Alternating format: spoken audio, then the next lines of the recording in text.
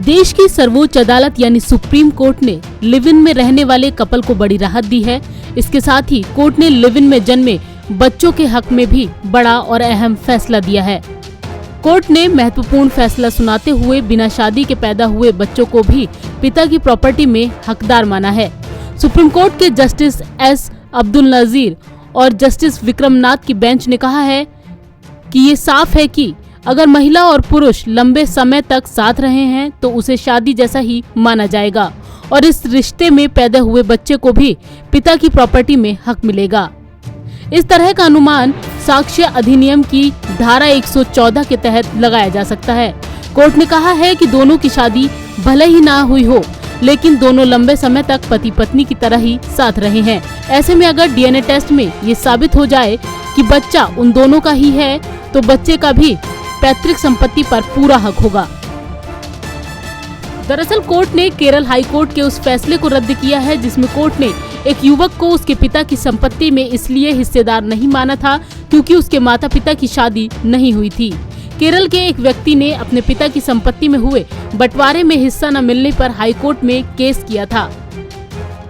Supreme court ने इस फैसले को रद्द करते हुए कहा है कि जब महिला और पुरुष ने ये सिद्ध कर दिया है कि वे पति पत्नी की तरह रहे हैं, तो कानून ये मान लेगा कि वो वैध विवाह के परिणाम स्वरूप एक साथ रह रहे थे। साथ ही कोर्ट ने देश भर के ट्रायल कोर्ट से कहा है कि वो स्वतः ही संज्ञान लेते हुए फाइनल डिक्री पारित करने की प्रक्रिया में तत्परता दिखाएं। कोर्ट ने सीपीसी के आदेश 20 नियम 18 के तहत ऐसा करने के लिए कहा है। सुप्रीम कोर्ट ने अपनी रजिस्ट्री को सभी उच्च न्यायालयों के रजिस्ट्रार जनरलों को अपने फैसले की एक प्रति देने के लिए भी निर्देश दिया है। ऐसे में आपको बताते हैं लिव इन रिलेशन को लेकर क्या कहता है भारत का कानून। 2010 में सुप्रीम कोर्ट ने लिव इन रिलेशनशिप को मान्यता दी थी।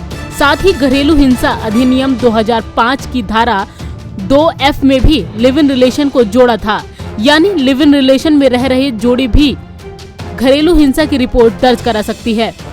लिव इन रिलेशन के लिए एक कपल को पति पत्नी की तरह एक साथ रहना होगा, लेकिन इसके लिए कोई टाइम लिमिट नहीं है। साफ है कि भारत में लिव इन रिलेशनशिप में रहना अपराध नहीं है, लेकिन अब तक लिव इन रिलेशनशिप में रह रहे महिला और पुरुष से किसी संतान का जन्म होता है तो उसे पैतृक संपत्ति में अधिकार नहीं मिलता था। अब सुप्रीम कोर्ट के फैसले से लिव इन रिलेशनशिप में रह रहे पुरुष और महिला से जन्मे बच्चे को भी जायज संतान की तरह ही पैतृक संपत्ति में हक मिल सकेगा। नवोदय टाइम्स के लिए संगीता सिंह की रिपोर्ट, दिल्ली।